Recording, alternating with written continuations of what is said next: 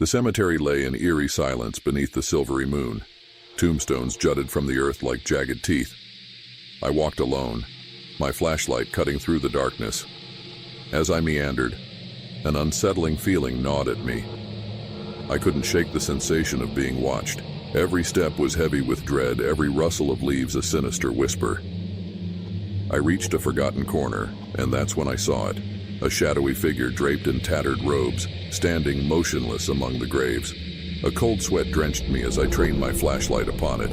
Its face, or what was left of it, was a twisted mask of anguish, the eyes hollow sockets. It was no living soul. It was a specter, a watcher from beyond the veil. "Who are you?" I managed to choke out, my voice trembling. The figure remained still, its spectral gaze locked onto mine. It emanated a malevolence that sent shivers through my bones. I turned to flee, but the path seemed to stretch endlessly. The figure advanced, its movement unnatural. Desperation gripped me as I realized escape was impossible. With a skeletal hand, it reached out, fingers like icy tendrils. Its touch sent a paralyzing chill through me. I awoke on the cemetery's edge, gasping for air, the specter nowhere in sight. The moon bathed the world in a cold, unfeeling light. The memory of that night still haunts me. I often wonder about the shadowed watcher, the malevolent presence that lingers among the tombstones. It serves as a chilling reminder that some things in the night should remain hidden and unseen. The cemetery lay still under the pale moonlight, tombstones like sentinels guarding the secrets of the dead. I wandered alone, the crunch of gravel beneath my shoes a stark contrast to the eerie silence. As a historian, cemeteries had always fascinated me, but this one held an unsettling air. I came upon an ancient, weather-worn gravestone, barely legible. Leaning closer, I strained to decipher the name: Eleanor Hartwood, 1834-1851.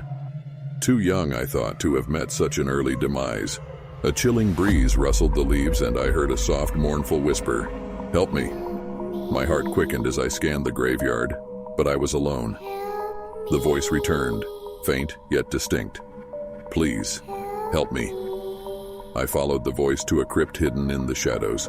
Pushing open the heavy door, I was met with the overwhelming scent of decay.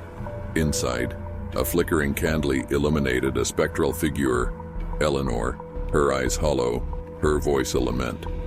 She recounted her tragic tale, buried alive by mistake, trapped in a suffocating darkness for decades. The realization chilled me to the bone. Eleanor begged for release, her skeletal hand reaching out. I recoiled, torn between disbelief and compassion. With trembling hands, I began to unearth her grave. As the first rays of dawn broke, I exposed Eleanor's skeletal remains. The spectral figure dissipated into a mist, and the whispers faded. I stood there breathless as the cemetery came to life with the songs of awakening birds. Eleanor was finally at rest. I left the cemetery, the morning sun warming my back. But the memory of that haunted gravestone and the voice that had cried out for salvation would stay with me, a haunting reminder of the darkness that can lurk beneath the hallowed ground. The moon cast an eerie glow on the cemetery, turning tombstones into ghostly silhouettes.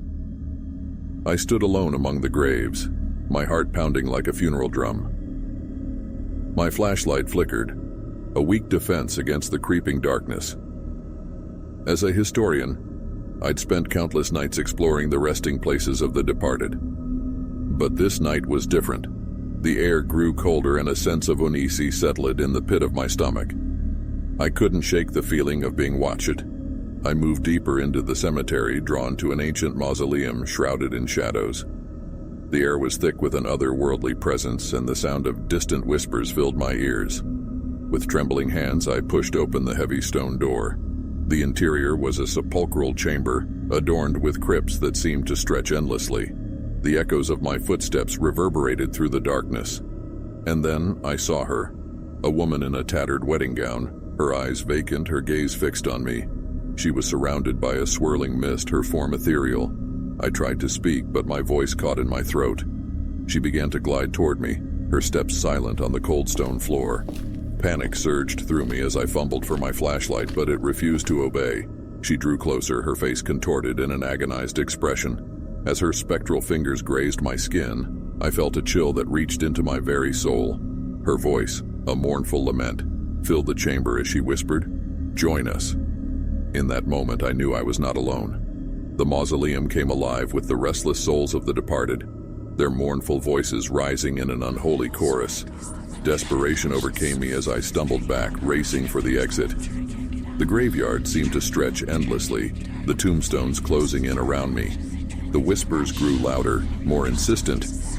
With a final burst of strength, I emerged from the cemetery, gasping for breath.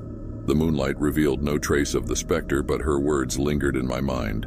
A haunting reminder that some secrets are best left undisturbed, and that the dead may not rest in peace when their stories remain untold.